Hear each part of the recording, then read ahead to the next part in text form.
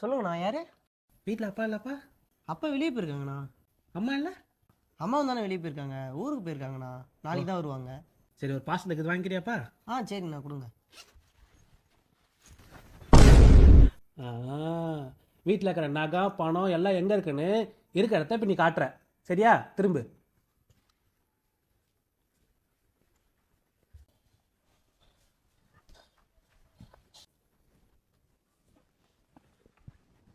லைட்டா போறா.